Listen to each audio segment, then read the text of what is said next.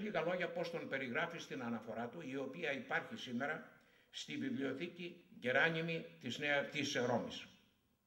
Λέει ότι ήταν μετρίου προς υψηλών αναστήματος, ότι είχε μέτωπον λίον, ρίνα και χείλη κανονικότατα, διαλύει ελληνικά, ότι η κόμη του ήταν χρώματος καρύου, δηλαδή χρυσοκάστανου, ελληνικό και όχι μελαχρινό όπως των Εβραίων, ότι την κόμη του αυτή την κτένιζε χωρίζοντάς την στα δύο κατά το σύστημα των Ναζαρινών. Αυτά τα λέει ο Λέντουλος, δεν τα λέει ο Μπαρμπής. Οι Ναζαρινοί ήταν οι κάτοικοι της Ναζάρα και όχι Ναζαρέτο όπως τη λέμε. Ήταν ελληνικότατη πόλη. Μία από τις 115 ελληνικές πόλεις της Γαλιλαίας.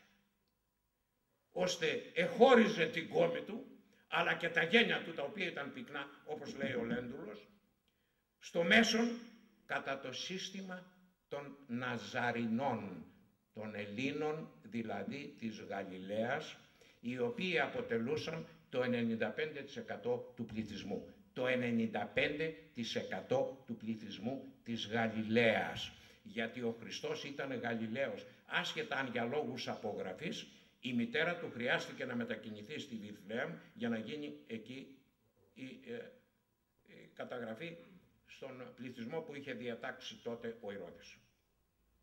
Ακόμη, προσθέτει ότι έχει ένα βλέμμα φοβερόν, το οποίο μπορεί από πρώτη όψη να τρομάζει, αλλά στο βάθος του είναι γλυκύτατο, ότι είναι εξαιρετικά ωραίος, δεδομένου ότι η μητέρα του είναι η ωραιότερα γυναίκα που ζει σήμερα στη Γαλιλαία, ότι πραγματοποιεί θαύματα, ότι διδάσκει ότι είναι γιος του Θεού, αλλά σε καμία περίπτωση δεν ισχυρίστηκε ότι είναι επί γης βασιλεύς, όπως τον κατηγορούν αυτοί οι αχροί Εβραίοι. Ο χαρακτηρισμός είναι του Πούπλιους Λέντουλους Γκνέους.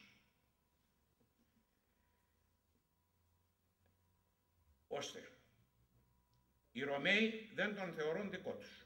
Οι Εβραίοι δεν τον θεωρούν δικό τους. Τι ήταν λοιπόν? Μήπως ήταν Πακιστανός ή κάτι άλλο?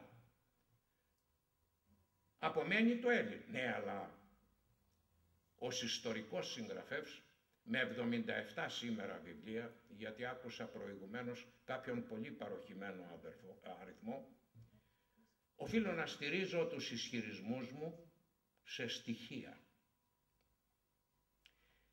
50 φορές τα Ευαγγέλια, αυτά είναι η πηγή του χριστιανισμού, διαχωρίζει τη θέση του από τους Εβραίους.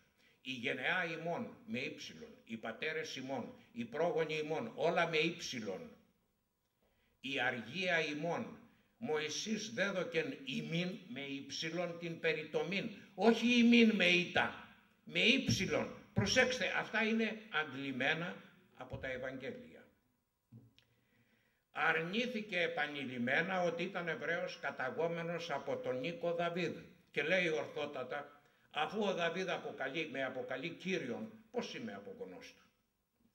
Δεν φοίτησε ποτέ σε ραμπινική σχολή, όπως φοιτούσαν όλα τα τέκνα των Εβραίων. Δεν επιθυμούσε οι μαθητές του να τον αποκαλούν ραμπί και δεν επέτρεπε στους μαθητές του να φοιτήσουν και εκείνοι σε ραμπινική σχολή. Δεν τηρούσε την αργία του Σαββάτου. Αυτό ήταν έγκλημα καθοσίωσης, έγκλημα εσχάτης προδοσίας για τους Εβραίους. Δεν υποβλήθηκε σε περιτομή. Αυτά δε που γράφει κάποιος παλιός καθηγητής της θεολογικής Μπρατσιώτης, παρερμηνεύοντας και διαστρεβλώνοντας και βιάζοντας τα πραγματικά κείμενα, είναι απορίας άξιο πώς θα δέχονταν οι εκάστοτε φοιτητές, μεταξύ αυτών και κληρικοί της θεολογικής σχολής. Ουδέποτε υποβλήθηκε σε περιτομή. Εισήλθε την Κυριακή των Βαΐων στα Ιεροσόλυμα επί πόλου όνου. Ξέρετε, αυτό το συμπαθέστατο και υπομονετικότατο τετράποδο ήταν το ιερό ζώο των Εβραίων και δεν θα μπορούσε να υπάρξει μεγαλύτερη ύβρις από το να εισέρχεται στα Ιεροσόλυμα, στο Σαμάρι ή καβαλώντας ένα τέτοιο ζώο. Ο ίδιος έκανε θαύματα, σωρία θαυμάτων, ακόμα και νεκραναστάσεις.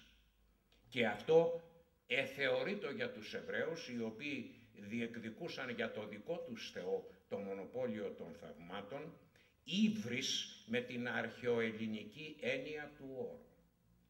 Δεν ήταν αναχωρητής και ασκητής όπως ήταν οι Εβραίοι προφήτες. Αντίθετα μετήχε στα κοσμικά γεγονότα. Λόγου χάριν ο γάμος της Ενκανά με το διονυσιακό του χαρακτήρα, αλλά και πολλές άλλες κοσμικές και κοινωνικές εκδηλώσεις.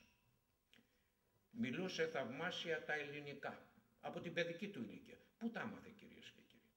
Ο Λέντουλος λέει στην περιγραφή του ότι μολονότι δεν εφήτησε σε καμία σχολή, κατέχει όλες τις επιστήμες. Τα διδάχθηκε από τη μητέρα του. Η Μαρία ήταν ταπεινή, χειρόναξ. Δεν είχε καν σφοιτήσει σε κάποιο σχολείο. Επομένως τα ελληνικά ήταν η μητρική της γλώσσα. Και αυτή τη γλώσσα δίδαξε στο παιδί της. Ήταν δικό της παιδί. Μην μπλέκουμε κανέναν Ιωσήφ, διότι ή δεχόμεθα τη χριστιανική διδασκαλία ή την απορρίπτουμε.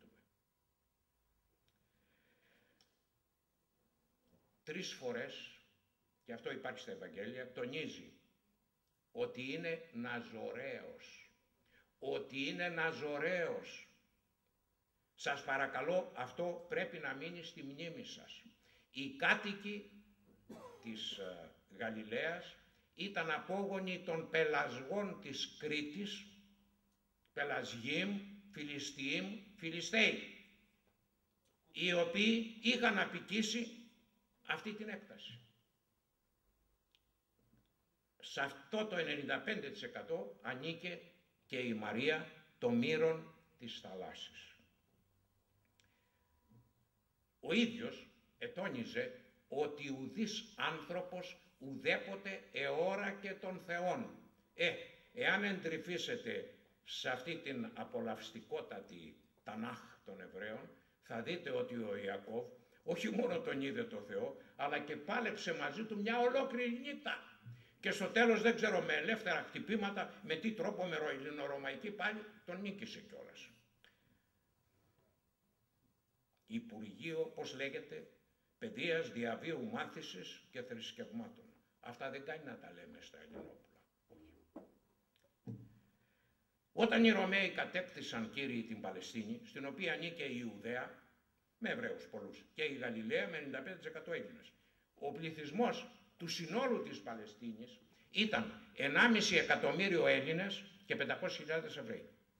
Αργότερα επί Αράβων οι Έλληνες ήταν 3 εκατομμύρια και 4 εκατομμύρια ήταν οι Έλληνες της Διασποράς.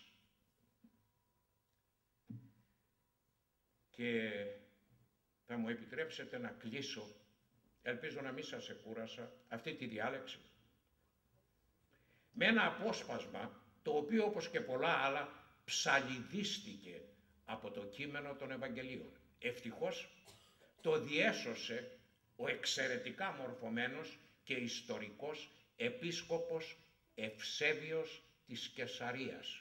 Όταν οι 2 μαθητές του, ο Φίλιππος και ο Ανδρέας, του είπαν ότι επιθυμεί, δάσκαλε, να σας δει μία ομάδα Ελλήνων, η πλήρης απάντησή του ήταν η εξής: «Ελήλυθεν η ώρα ή να δοξαστεί ο Υιός του ανθρώπου.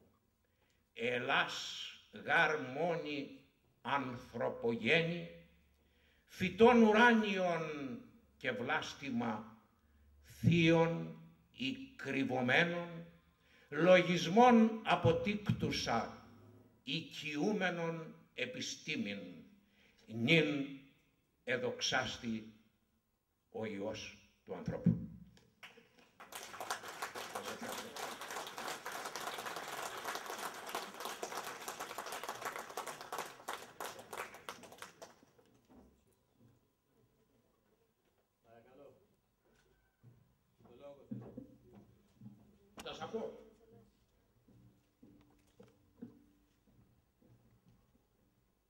Ευχαριστούμε για τη διάλεξή σας. Αν έχετε την καλοσύνη να σας ακούει το ακροατήριο. Ακούει.